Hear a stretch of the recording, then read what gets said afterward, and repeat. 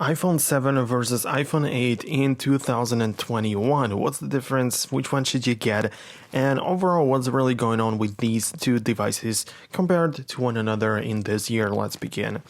Of course, both of them are kind of old and kind of outdated for some people, but still completely and fully support the latest iOS, including iOS 15. So the support is there. Probably for the iPhone 8 one additional year. We don't know for sure, but this is probably and most likely the case. So that means that these devices are still relevant in this year. But let's talk about the key and probably the most important difference in these devices. When the iPhone 7 was released, it was the flagship and the fully spec'd out version alongside with the iPhone 7 Plus. However, in the next year, the next September Apple event, Apple has announced iPhone 10, and that was the main device, and people only paid attention to that because it had new design, new everything. And iPhone 8, even though it has been released the same year, it wasn't really like the device that they paid full attention to. Like, all of the new features that they had were put into the iPhone 10. And the 8 with the 8 Plus were like the other devices alongside with the iPhone 10. So not saying that Apple made or that iPhone 8 is not a good device, but in 1 year iPhone 7 was fully spec'd out and fully paid attention to, and the next year iPhone 8 was like a side product. So the thing that it means is that not as many new features were added to the iPhone 8. Taking a look at these devices, they look completely identical from the front. Just like I say, the very same everything. There isn't much to talk about at all. Like the same capacitive home button, the same Touch ID, same design, same screen, same everything. So design-wise, I wouldn't really care that much. From the backside, probably the same camera lens and stuff like that. Design completely the same. The case is fit from iPhone 7 to iPhone 8, but there is a difference that there is a glass bag on the iPhone 8, mostly for the wireless charging, but it's kind of strong glass, so it shouldn't break.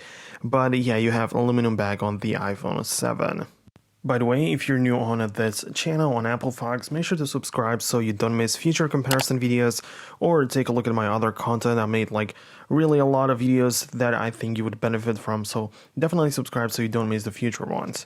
So before we get to the actual specs and differences in camera and performance, let's first take a look at the prices.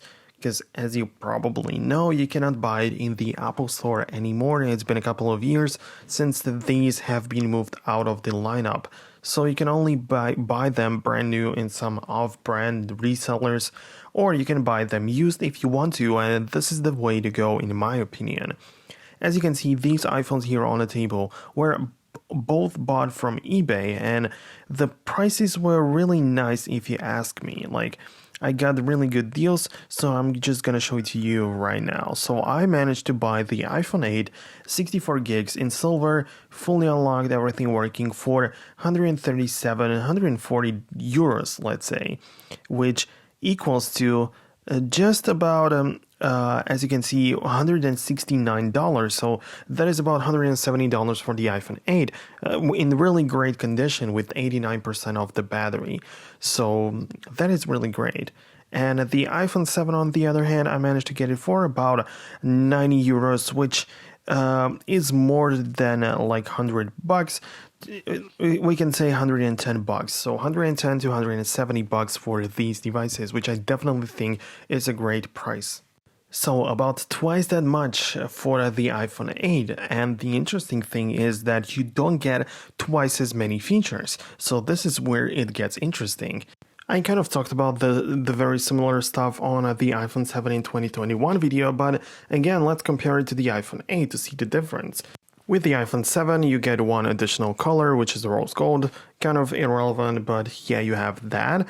But you have the very same internals as far as that goes, instead of the chip, which has been upgraded from Apple A10 Fusion chip to A11 Bionic chip. But the same battery, same Touch ID, up to 13 hours of video playback, that is for the battery. You have IP67 water resistance. You have the same display, literally. Same 3D touch capabilities. 625 nits of maximal brightness. White color display with P3 color gamut. Same contrast ratio of 1400 to 1, 3034 by 750 pixels with 326 ppi, 4.7-inch IPS display, the same stuff with one difference that iPhone 8 now supports True Tone display. Another difference we have in the storage department, which means that iPhone 7 starts with 32 gigs and the iPhone 8 starts with 64. When it comes to cameras, front and back, again, almost exactly the same thing with a couple of tiny differences, like the iPhone 8 supports 4K recording at 24 as well as 60 FPS, whereas iPhone 7 only gets used so far as 25 and 30 FPS at 4K. Not a huge difference, not something that people who buy iPhone 7 and iPhone 8 right now would really care about, so this difference is really irrelevant. Front-facing camera, again, the same thing with the difference that you have auto HDR for photos, and iPhone 7 has officially just HDR without the auto in front of it. To be honest, I do not see a big difference, and again, people who buy iPhone 7 or iPhone 8 right now do not care about it at all. Like, this is completely out of the question to think about such small differences. Okay, so let me give you like a conclusion on this topic. Like I already mentioned, if you plan on buying the iPhone 7 or iPhone 8 right now, you couldn't care less about these tiny differences. And as you can see, the pricing is as I've shown you, so you can get the iPhone 8 for about twice the price of the iPhone 7. And there are four things that you get, or four important things that you get in addition to the iPhone 7 when you buy the iPhone 8 and pay twice the price. That is, first, wireless charging.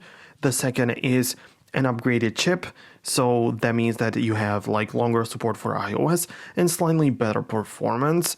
The third is True Tone display. That means that it creates or behaves according to the ambience of the surrounding light. A nice feature, but not something you can't live without. And the fourth thing is the base storage, which has been upgraded to twice. So that means that 32 and 64 on the iPhone 8. So these are the four main differences, or the four things that you get when you buy iPhone 8 instead of iPhone 7. But is it worth the price? Is it worth about one additional $100? I wouldn't really say that. I mean, if you get a really good deal, if you could get it for like really good price, the iPhone 8, I guess it would be a great idea. But if you really have to pay twice the price for iPhone 8 compared to iPhone 7, I don't think it is worth it. And if you're okay with iPhone 7, I would go for it. So this is my conclusion. Do as you want, but this is what I have to say about it. This is how I see it. And yeah, at least you found some other viewpoints, some other things that you can help you with your decision.